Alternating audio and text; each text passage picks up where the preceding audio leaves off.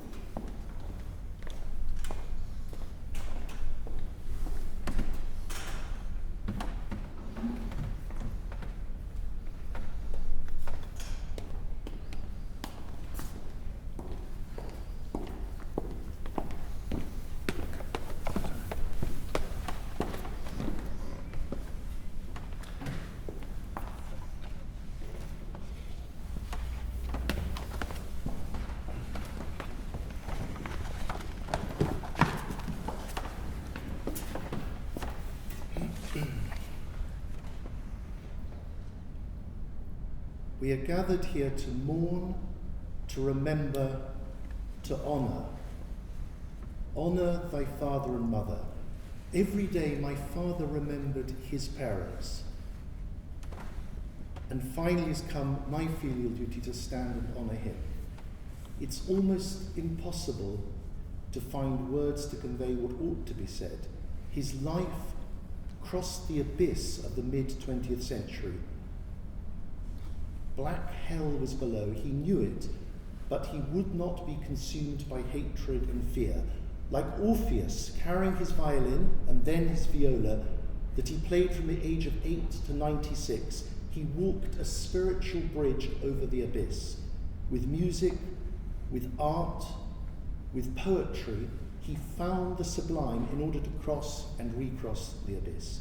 We can see an early visual representation of this on the cover of today's Order of Service. There he stands with his violin, making music against the bedlam of the sounds of war. For this photograph was taken during the final Nazi death throes in Germany. There he stands in his Royal Air Force uniform, playing the violin in a captured Luftwaffe base. It's a posture of pure defiance, le défi. In his letters to his mother, written during those apocalyptic weeks in 1945, he records and he reflects on what he saw, on the people he spoke to, on the emaciated survivors from the camps. He continued constantly until his death to think about what he had witnessed. My father was indelibly marked at the age of 14 by his flight from Vienna. He wrote, "It was a long time ago, it was a different century, in a different millennium, before a world war, but every hour of my last day in Vienna seems very real, everlastingly immediate. Fateful miniature scenes are fixed in my memory. And now, as I think of my final days and weeks in Austria, they parade themselves, they want to be described, they want to be part of my testimony." Looking back on my father's life, it is all the more extraordinary that despite this terrible burden that could have destroyed him, despite the terrible images that burnt into him the worst of humanity, he gave his children and his grandchildren the values of the best of humanity. He crossed that bridge fearlessly with sublime music and art, and I want us to reflect on this. It's hard to find words to console my sisters, hard to find words to exhort my sons and his other grandchildren to take forward their duty, the legacy of their grandfather. But in my head, I can hear so clearly his voice telling me what should be said today. First, he wants his father and his grandfather to be named. For him, Wilhelm was an awe-inspiring grandfather, famous in the halcyon days of late Habsburg Vienna, editor of the court paper, the Fremdenblatt, raconteur, active participant in the city's cultural life. In the early 1930s, as a young boy, my father vividly remembered Sunday lunches at his grandfather's. The talk was of great actors of the Burgtheater, Kainz as Mephisto, or of visiting stars like Sarah Bernhardt playing Hamlet. My father remembered, after the lunches served on Limoges plates with wine drunk from Lobmeier Wiener Werkstätte glass, that his grandfather would ceremonially cut a Figaro cigar with his mother-of-pearl cigar cutter. He would blow perfect smoke rings, and he would deliver with impeccable timing the bon mot that it was better to blow beautiful rings than little clouds. Daddy, decades later in Wimbledon, of course, used the same cutter, delivered the same bon mot, blew the same beautiful rings when we sat in the drawing room in Wimbledon, eating from the same Limoges, drinking champagne from the same glasses. And in a distant echo of that rhetorical style of 19th century acting, he would sometimes deliver the same line by Sarah Bernhardt, Hamlet, "Va, Ophélie." It was a biography of Sarah Bernhardt that he was reading when he died. Sometimes, to Strabo and Perry, he would quote Goethe's Faust, calling up the spirit of Kainz as Mephisto, as transmitted through his grandfather's stories, and then showing us the picture of Kainz that hung in the dining room. my father said he was eternally grateful that after the Anschluss, his grandfather Wilhelm died of pneumonia mercifully before he could be murdered. My father honoured his father, Paul, a dedicated lawyer. Paul had co-founded the Zollner publishing house and was a friend of the writers of the Wiener Moderne. The writers were family friends, Oskar Jelinek and Stefan Zweig. Oskar Jelinek served in the First World War with Paul and loved him dearly. On Paul's death, Oskar wrote a letter of condolence to Resi, Hansi's mother. Where is the city glowing with happiness? Where the fulfilled life? Where am I? And where is he? On the 27th of September 1939, Stefan Zweig came to this very Golders Green crematorium with Daddy's father, representing the Committee of Austrians in England. Together, they delivered eulogies at the secular funeral of Sigmund Freud.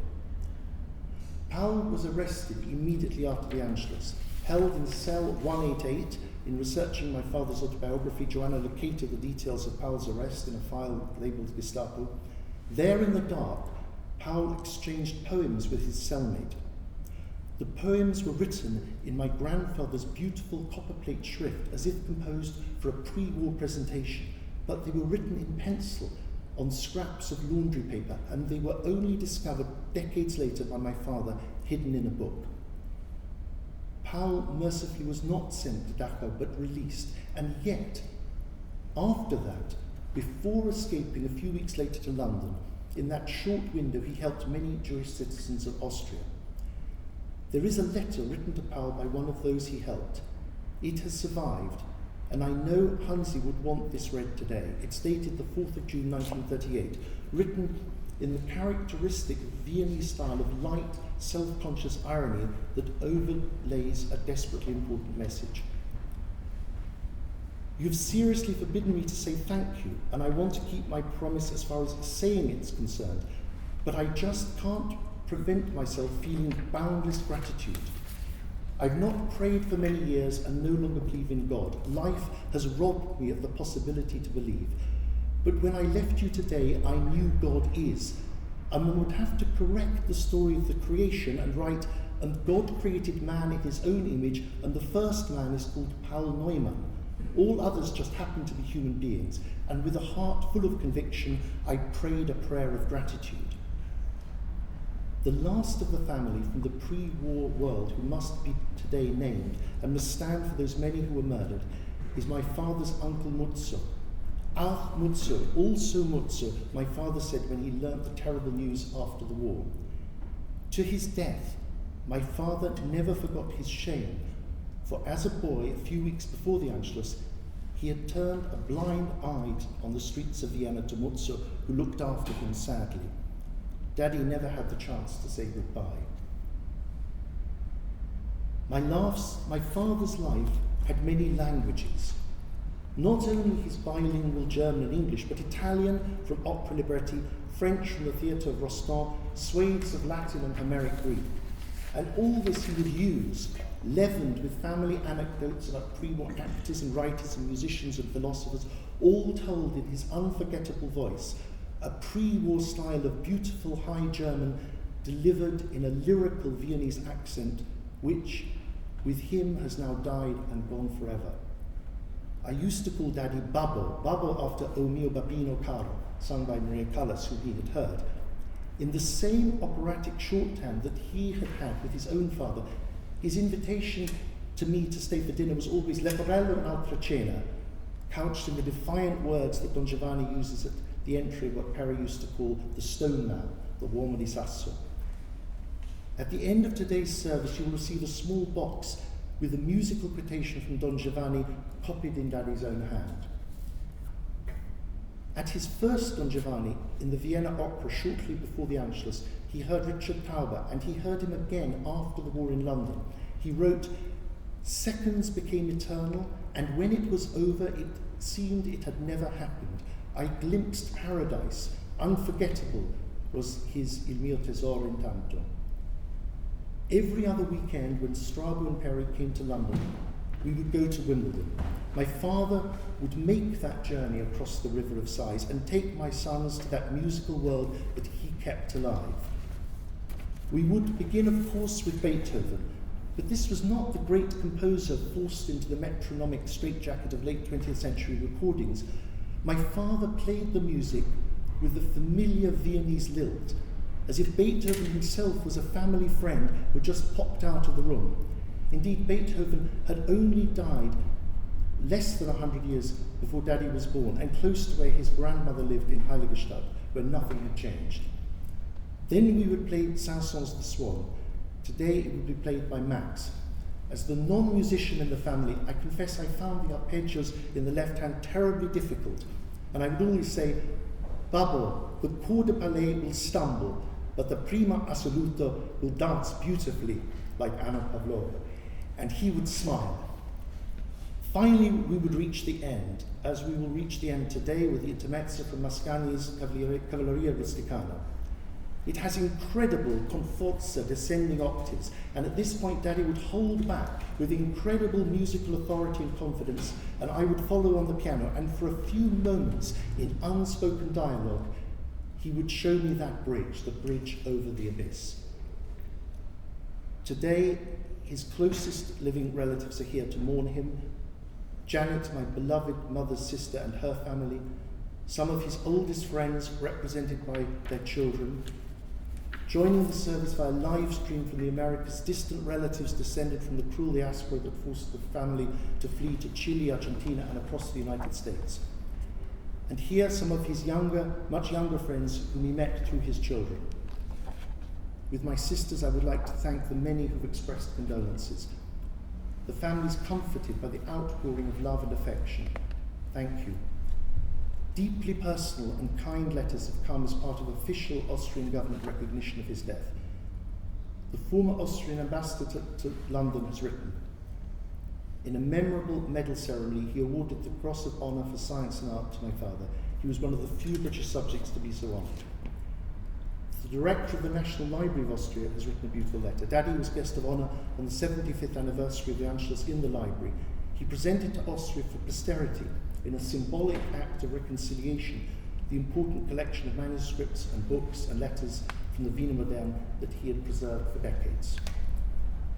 I want to end by trying to answer a question put to my sisters after Hansi died. Why are we not having a religious element to this service? Paradoxically, we must obey the Holy Commandment and honour our Father with a secular service, for he was perhaps the last living representative of this vanished, secular, Jewish, Viennese world, and he lived and he breathed this secular culture. Daddy, now we want you to fly to Apollo, the god of music, on the viewless wings of poesy, on the lost rhetorical rhythms of the 19th century Burgtheater, on the clouds of freedom that Schiller's Mary Stuart praise will carry her when she emerges from prison. We want Bacchus and his paths as well to chariot you on the journey, lifting you in the smoke rings, lifted by sweet conviviality of Viennese Ishlers and Vanillas. And finally, covering our bets, hedging Pascal's wager, and reflecting the love in which you were held by so many different people, there are indeed prayers being said for you. This Shabbat, a Jewish friend pronounced your name Michael, etymologically derived from the Hebrew question, who is like God? We reflect that the angel Michael appears on one of your favourite works of art, the Ghiberti bronze bas-relief on the Florentine baptistry doors, that shows Michael intervening in the sacrifice of Isaac. There's a Roman Catholic Mass offered by an Irish priest. We reflect that your mother converted to Catholicism and became a Dominican tertiary, that your niece brought up as a Catholic, that our mother, Patricia, had Irish Catholic roots, and that you drank deeply in Oxford of the theology of St. Augustine and St. Thomas Aquinas. There are prayers from Muslim friends. They too will use your name Michael, an archangel in Islam. We reflect your love of the syncretic Islamic, Norman, Byzantine world of Sicily. Only 5 years after the war ended, you hitchhiked to Palermo, and this September, when Perry and I visited Palermo, you recalled, after 70 years, with that wonderful visual memory of yours, the Islamic murkanas that make up the ceiling in the Cappella Palatina, They signify in elaborate form a symbolic representation of the universal creation by God. There are even prayers being held for you in a Buddhist monastery temple in Sichuan, China. There are prayers from the Anglican bishop who christened Perry. We reflect Patricia loved the Book of Common Prayer, the King James Version that she heard every week during the war as she played the harmonium in the village church. We reflect your 3 children were all christened in the Anglican Church.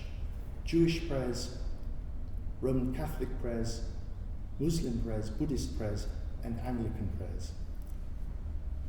Finally, let's reflect on what you always used to ask Strabo and Perry.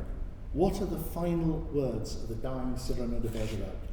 He says, there is one last thing, something that he will carry with him to heaven, and when his salutation sweeps over the blue threshold, chez Dieu, something sans un pli, sans un tache, et c'est mon panache. Rideau. Servus, Pablo.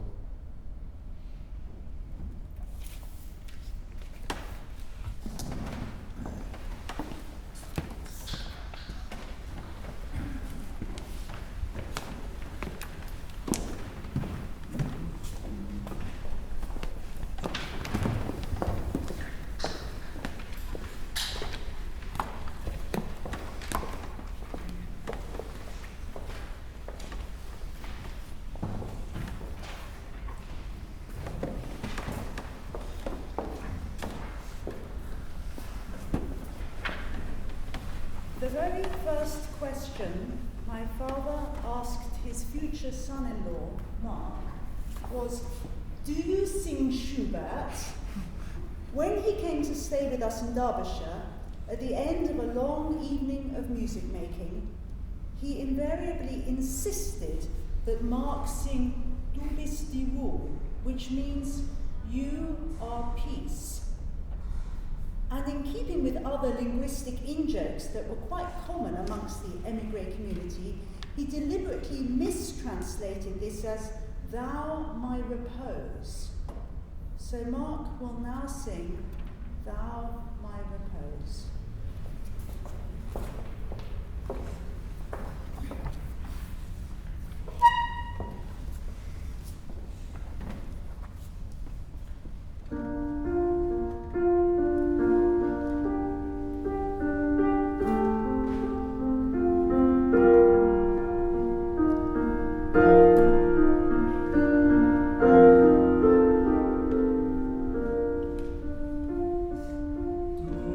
Du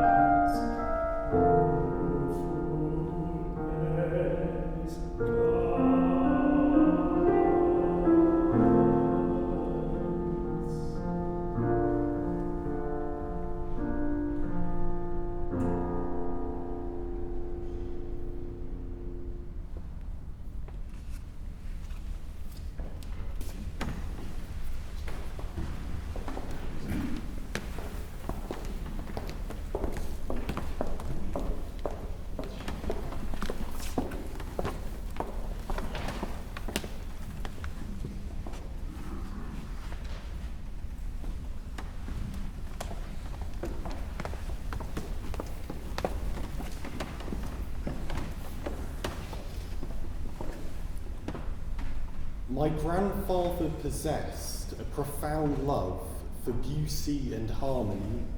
For 96 years he pursued art, music and poetry.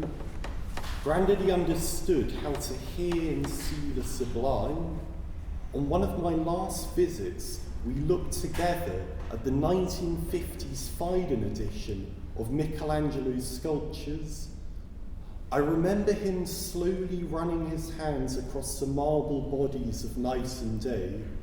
I remember how he lifted his arm, imitating night's posture, raising his fingers to the sky.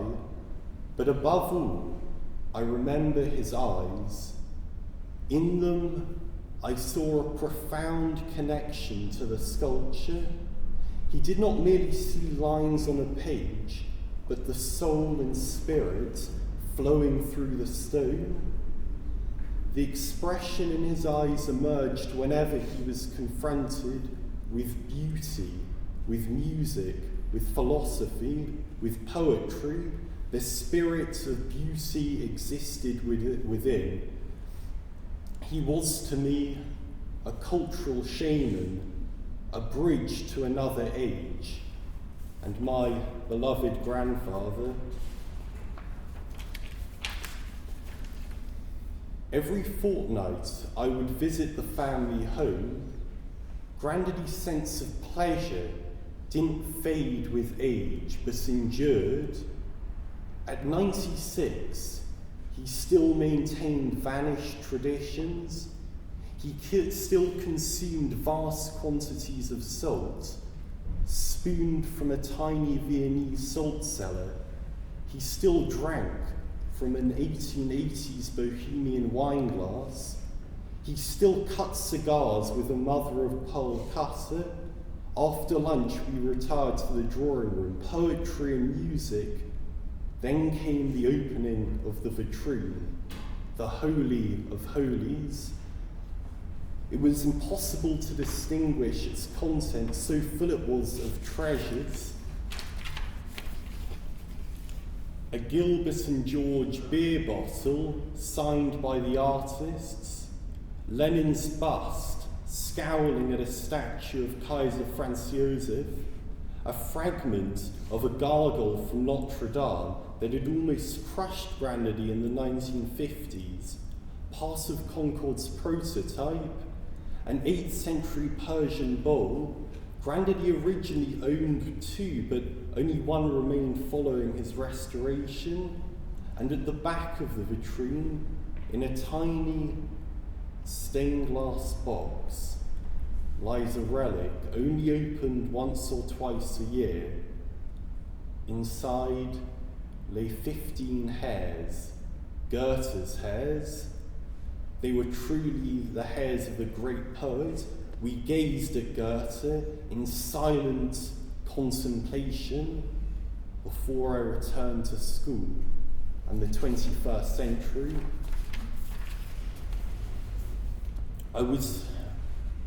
I have been profoundly influenced by the hundreds of pictures that adorn the walls and the various objects that scrawled across the house. The objects were not just physical, but had a spiritual presence. He called his collection of composers' busts the household gods. Grandaddy told me when Patricia died, the house became cold and diminished.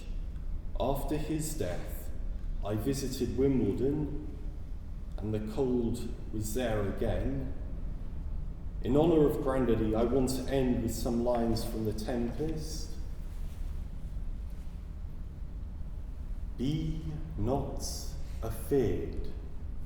The isle is full of noises, sounds and sweet airs that give delight and hurt not. Sometimes 1,000 twangling instruments will hum about mine ears, and sometime voices that, if I then had waked after long sleep, will make me sleep again, and then in dreaming, the clouds methought would open and show riches ready to drop upon me, that, when I waked, I cried to dream again.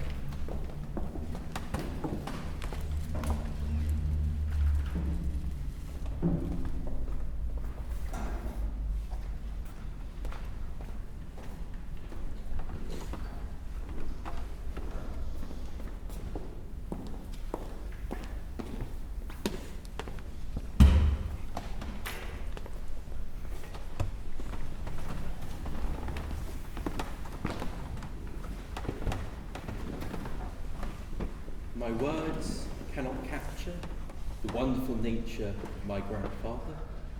When he was 93, we went to Venice, Bellini, Carpaccio, Tintoretto, mingling together into a vibrant palette of Venetian colour. Church after church, after church, after church, in torrential rain. We were drunk on the art, but being lightweights, we were also exhausted and desperate for food. But Granddaddy, like Hercules chasing the golden stag, kept going, bridge after bridge after bridge, despite the entourage lagging behind. He knew every statue, every scuola, every square, and he wanted, after a long lunch of Sepia Nero, to see them again. After lunch, his wheelchair became his sedan chair, and like a doge surveying his city, he was now carried over the bridges. Often, he would make a hand gesture, and we would turn down a narrow calle, miraculously to emerge at the next church. At breakfast one morning, I was sitting next to him. Suddenly, he put on the Zani mask from the Commedia dell'arte. The Zani is the Venetian Figaro. Granddaddy became that character, and we played together. Sometimes, on the balcony in Wimbledon, we would play chess together, using the pieces brought back from Russia by his father. Sometimes he would declaim Virgil, Arma Virumque Cano, or he might be Horatius, praying to the river Tiber. Sometimes he would take the viola. He played Shostakovich, the gadfly, with a sense of timelessness.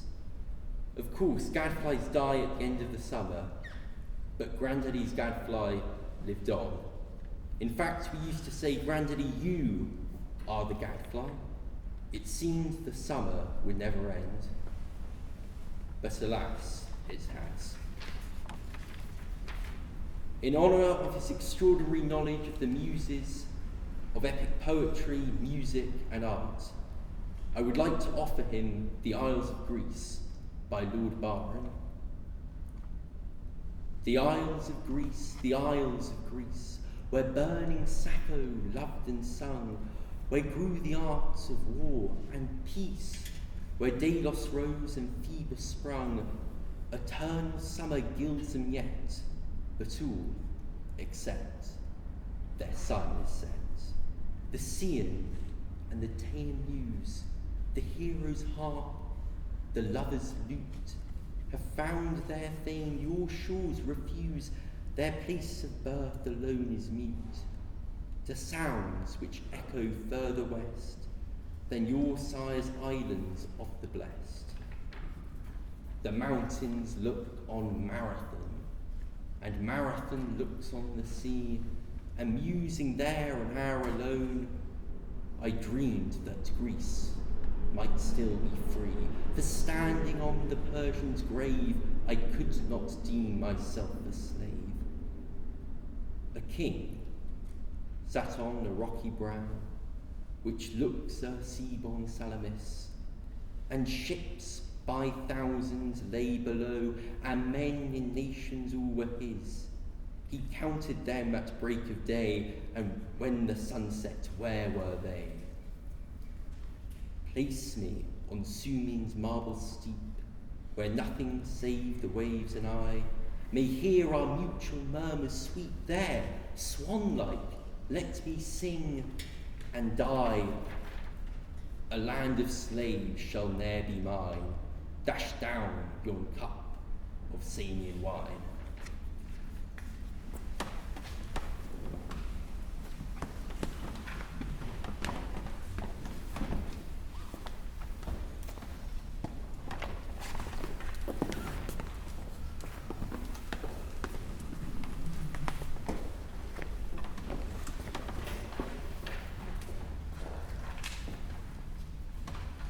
It was always fun for me and Grace when Hansi and Patricia would come to stay in Derbyshire.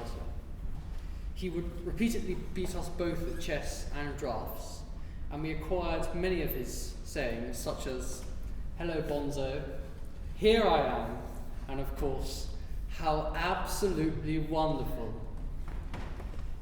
We would often perform pieces to him and subsequently be treated to extraordinary viola recitals with lots of vibrato.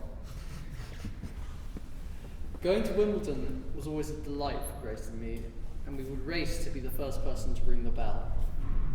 Then would commence the endless games of bagatelle, and Patricia would read Me Too, or Could Be Worse, or some other children's book to us, and play piano duets with me. Granddaddy encouraged Grace's painting and drawing immensely. He gave her several beautiful art books from his library. He took a great interest in Grace's ice skating. He always asked Grace the same question, again and again. Do your ice skates have integral blades that are fixed on, or do they have detachable blades? And then he used to tell Grace about how he learned to skate in Austria as a boy, wearing leather boots with detachable blades. In later years, I would often show my compositions to Granddaddy, as he, of course, used to copy out composers' scores. He was very supportive of my music and academic work, and always was a considerable present at every Newman get-together. I know that Grace and I will miss him very much. I will now play Liszt's Liebestraum No. 3, a piece that Patricia used to play. So I dedicate this to Patricia.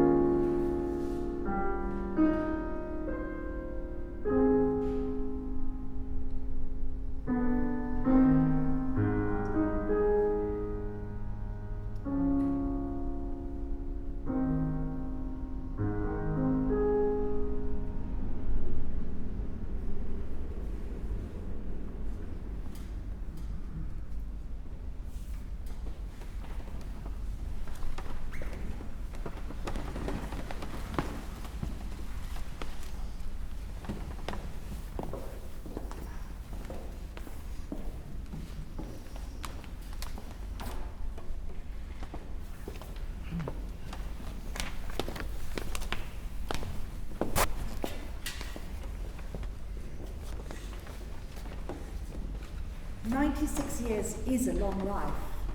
Born 2 months premature in Vienna, just 6 years after the end of World War I, who would have envisaged then the long and remarkable life my father was to lead, and the events both terrible and wonderful he would witness? The story went the milk had to be carried by horse and cart from a wet nurse outside the city. And as a boy with fragile lungs, he was sent to the Swiss mountains to breathe the fresh air, and as a result didn't start school to the age of 8. That he went on to live such a long, good life filled with joie de vivre, music, art, books, and love for family and friends was something he marvelled at, and for which we can be so grateful. Lucky Hans was the title of a book of German fairy tales by the Dadaist Kurt Schwitters that was propped up on a shelf at home. He walked past it many times a day. He looked back, treasuring and honouring the memories of his past, and he looked forward, full of zest for life, to the very end, anticipating his 100th birthday, and even planning another trip to Venice, Florence, or Vienna, or better still, all three. A larger-than-life character, he had a delightful youthful vigour and charm right into his old age, unfailingly interested in the world around him, full of love for his family and approaching everything with warmth, humour, enthusiasm, questioning and engaging to the very end. Above all, he had an enormous heart.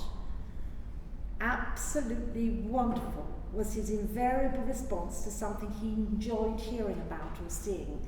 He was incredibly proud of all his family. His was a life lived with 2 languages and 2 countries, but music was the universal constant. It's difficult to imagine the wrench of emigration at the tender age of 14, coming to England, first to Oxford, where his sister Ava was already studying, where he attended Magdalen College School, and then to St. Catherine's College to read history. But what is certain is that music was the common thread that bridged these 2 worlds and gave meaning to his life. At Magdalen College School, he met the Merz brothers, Joseph and Felix, who were also musicians, émigrés from Brno, then Czechoslovakia. They became lifelong friends, and it was their father, Victor, a composer, who made the introduction to fellow émigré Ernst Roth at Buzy and Hawkes, who gave my father his first job in music publishing in 1950. It was through the violin, literally because he was carrying one at the time, that he met Ephra Newman during the war in Hampstead Police Station, where they were both queuing up as enemy aliens to register. They became lifelong friends, and later my cousin John Joanna, and I all studied the violin with him after my father had taught each of us as children.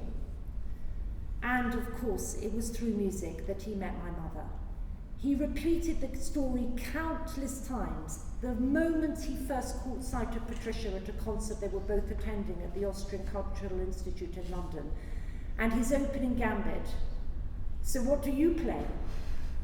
Here again, he talked about how lucky he was to have met my mother. He was 35 when he got married and still living at home with his mother, Rosie, in Hampstead. My parents made a life and family home together that was a mélange of Vienna, Oxford and London. My mother understood my father and they blended their very different lives, united by music. It was a dialogue for life, sonatas by Mozart, Beethoven, Brahms and Bach, interspersed by memorable musical soirees hosted at home. Playing and then feasting would go on until late into the night. Schubert's Trout Quintet performed with the Viennese lilt, and the Mozart quintets were the staples. Each and every movement was anticipated and savoured.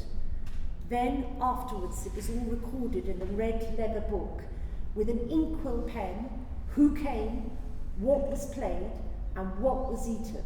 Invariably the same: Sachertorte, Vanillekipferl, and Ischlerkrapfen, all delicious and baked by my mother, who had learnt the recipes from Hansi's mother.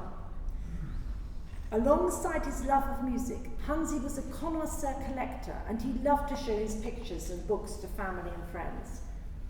In fact, what he had was a series of collections layered upon each other, starting with the incredible legacy from Vienna in 1938. He felt a huge weight of moral responsibility to preserve these books and manuscripts, but the collection didn't stop in 1938. My father continued collecting all his life. The fabulous Phaidon art books acquired through his wonderful friendship with the Horowitz family, then the music collection, and of course, the Chagalls. He met Chagall in 1954 and befriended him, cementing his love for his art. He was staying in Vence with a family friend who turned out to be Chagall's neighbour. Never one to be shy, he knocked on the artist's door to be answered by a rather stern Vava, Chagall's wife. Asked if he was an artist, he replied, "Je suis violoniste," and Chagall, who had a weakness for violinists, was immediately captivated. For many years, my parents came to my exhibitions at Sotheby's. They looked at everything closely, and I think they loved every moment. On his last trip to Sotheby's in February of this year, my father was absolutely delighted to meet the heirs of Max Morgenstern, for whom he was selling a group of restituted works by Alfred Kubin. Kubin was a friend of the Neumanns. My father had met the book collector Max Morgenstern through family friend Bernhard Altmann, and Altmann was the brother-in-law of Adela Bloch-Bauer, immortalized by Klimt in the famous restituted golden portrait which now hangs in the Neue Gallery in New York. We often found that our worlds converged, with my father providing a living link to a lost world. As he grew older, German became more present again. I certainly think that my father's strong Viennese accent somehow reverted and amplified. He often said that he could hear the vocal timbre of his father's voice long after he died. In his book, he recorded a poem by Goethe, which was one of his father's favourites, Wanderer's Nachtlied, the Wanderer's Night Song, which his father used to recite to him at bedtime. I will read it in the lyrical German. Über allen Gipfeln ist Ruhe. In allen Wipfeln spürest du kaum einen Hauch. Die Vögelein schweigen im Walde. Warte nur, balde ruhest du auch. Beloved Daddy, Granddaddy, Hansi, may he live on in our treasured memories and his legacy. We will miss him hugely. May he rest in peace.